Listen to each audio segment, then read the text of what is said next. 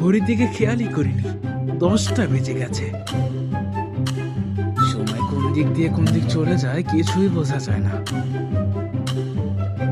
আম, এখন কাজ করার পালা।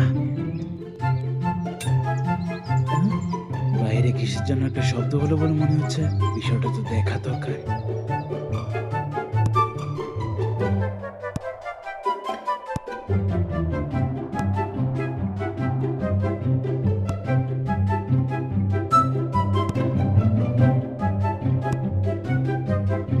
হে বিল, তুমি কেমন আছো?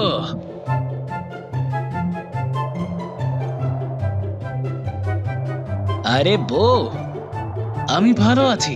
তুমি কেমন আছো? আমিও ভালো আছি। অনেকদিন পর দেখা হচ্ছে আমাদের, তাই না? হ্যাঁ, স্কুল বন্ধ হওয়ার পর সবাই যেন গায়েব হয়ে গেছে। আমার মনে হয়